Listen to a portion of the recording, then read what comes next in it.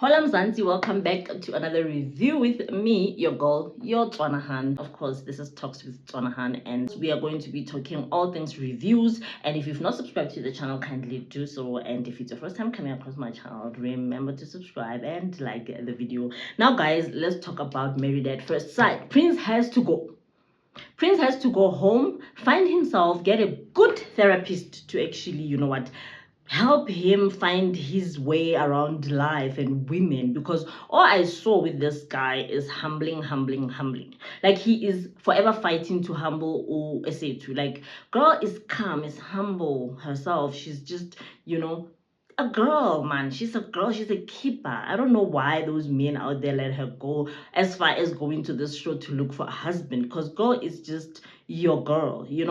Now, this man is saying, look at that hand, she's pretty. Look at that hand, she's got a good body. Saying this to a wife that you just met. Why are you being so insensitive? You just met me. You're so insensitive, it doesn't even make sense. What I saw with this guy, Kohori, he has self-esteem issues, number one. I don't know why, but that's exactly what he has. He's supposed to be a big guy who is like, I'm confident in my own skin because, he's supposed to like ooze confidence, but instead guy is insecure. He doesn't believe in himself. Only a man who doesn't believe in himself is going to try to pull someone down, because that's exactly what he's trying to do with SA2. And SA2, whenever she tries to reach out to him, like, let's meet at a certain point and talk about this, he like derives some sort of pleasure out of it. Like, he gets so excited when SA2 is hurting because of everything that he does. All I see is a childish man who just needs attention all the time, who wants security 24/7. Like, he's the type that when you're married to, they'll want you to reassure them. Instead of them reassuring you, you're going to be doing the reassuring. And he strikes me as a guy who would be very needy. You're not supposed to talk to a phone at a certain time.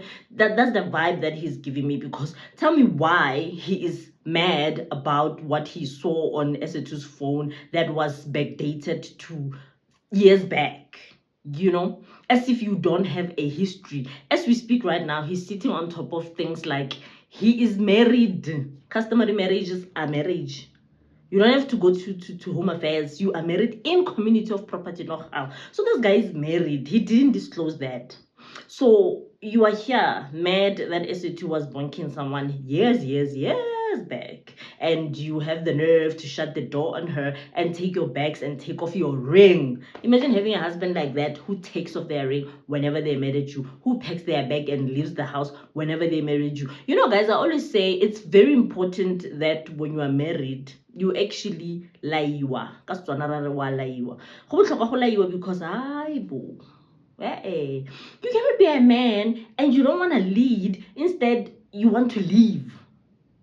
What are you saying to the woman? Are you saying to the woman, now you can pack your bags whenever you're mad at me and leave? I mean, men are supposed to lead by example. So I don't see that with Prince at all. All I see is a spoiled brat. I don't know who spoiled this man, but he is just not a man. He's not yet there. Marriage is not for him. I think he came to the show for all the wrong reasons, because each time he's mad, he's done it twice. He got mad twice and left twice. And the first time was because of the backdated messages that he saw on SA2's phone. The second time he was mad because what was happening? What was happening for him to be mad the second time? He even slept out. Yes. What was happening? I forgot. Can you remind me in the comment section? Now, after we talk about okay, let me wrap up this conversation about Prince. Prince does not deserve to be with a girl like SA2. SA2 girl, you deserve 100% much better than what you got.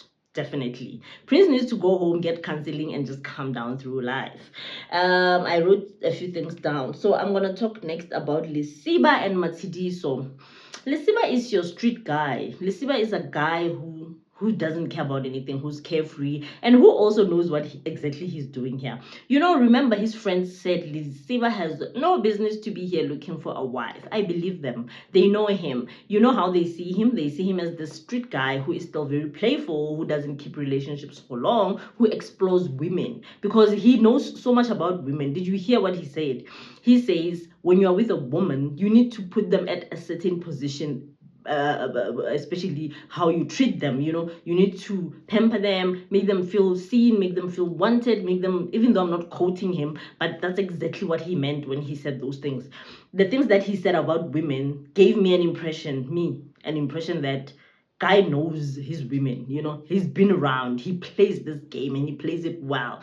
Because the minute he decided to step up and be like, I'm apologizing for sleeping out, he went all out. He literally bought 100 stem roses. He literally went all out to make sure that Matshidiso is smitten and on the grounded. You know, that's the type of a guy he is. He's got spice, man. He's got spice, but he's not for marriage. He's for play. He's that guy who you would date if you are, I don't know, if you're still hurt, trying to find yourself, and you are in the Mjolo zone and you are running around trying to explore, not necessarily trying to be serious. Because also us as women, I always say, also us as women, we have that tendency of saying sometimes, I'm letting my guard down. I don't care about marriage, I don't care about commitment, I don't care about long term, I just want to play. So Lisiba is there for that. When you want to play, get yourself a Lisiba. And Matshidiso is your serious type of chiquita who is like, okay, I like my ducks in a row. I like to know what tomorrow holds for me. I would like to know who you are and where we at together in this journey. You know, she's the type that will get everything organized. You know, the type that will get everything in. Yeah, a straight chiquita, a marriage type, of course, a marriage type. We don't know another personality that she has, but so far she has shown us that she is, you know, she is. And then I don't want to talk about everyone in one sitting. I'm just describing their characters. Next, I'll be talking about each event. What stood out for me was when Obren said Lorinda is snoring, but he said it in a very subtle way. Remember, I've been watching these episodes that I binge watched them at one go, so I'm trying to summarize everything until the next episode comes. So Lorinda is said to be a snorer. I don't know if there's another English word, but apparently a girl snores, and it kind of irritates a guy to an extent that this man is just not giving a husband vibe. He's giving a guy who's going to once in a while throw things at you, even handle you with his own arms. I mean, why are you on so much edge? You are forever on guard. It's like Obren is forever on guard. It's like Lorinda actually, what's the word? She intimidates him all the way to the pits of hell. He is trying his best to be on guard. Like whenever Lorinda moves, he's like, not with me. You know, he senses something about Lorinda that's powerful, that's alpha, that's you know, that's lioness, that's big, that's I got my own money and I don't get to be told. Like he's on guard. He's wearing this shell that says, whenever you try to come at me, I'm already here. You know, I'm already here and I'm gonna be I'll be the lion while you're the lioness, and my job is to just calm you down. Whenever you try to speak, I'll be right there to say, you know, he is not going to be a good husband because he thinks Matshidiso thinks she can control him or whatever it is that's in his head, his sick head. Because I'm so over him. Why are you so aggressive and saying you are passionate? What kind of passion is that? Whenever someone tries to talk, you are describing them as a horrible person, and the description that you're describing to me sounds like you. You know, he is trying so hard to paint Lorinda as the bad girl, but he's actually the problem. Lorinda will be very calm whenever she responds to the situation. God will be like, you know, even when she responds to him. I like the fact that I think she knows what she's doing. I like the fact that I think she is trying to keep this man at a certain level where she wants him. And the snoring part for me was just a total turn off, because you're trying to say someone is snoring and it's like you've never met anybody who snores in your life. I mean, we're human beings. Some things happen, unless it's a tractor type of snore that we need to do something about. Nasal drip. Some people go through that. Whenever they put their head on a pillow, they start getting that, you know, it's an illness actually. So what were you doing to help her in that regard? So guys. And also another thing that stood out for me was when he said Lorinda never asked about his kids' names, and I was like, why didn't you tell her? And also I feel like Lorinda was wrong not to ask.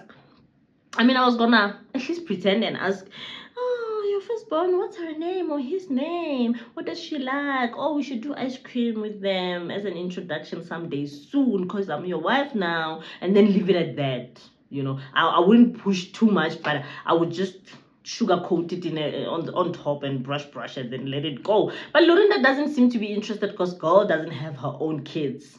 Am I wrong? Let me know in the comment section. But she's never mentioned a child. So I'm like, okay, girl, you sound uninterested. What's up with that? What's up with that? I mean, this is your husband, and you seem more committed than he is to this whole cause of marriage. Because people are writing to this show, and I'm here asking myself, why write to a show when you're 32 years old?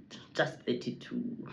These people seem to be there only for your fame. I don't know, that's just my thoughts. Next time I'm gonna be talking about the most annoying person in the show, Mpumi. Yo, no, Mpumelelo is annoying.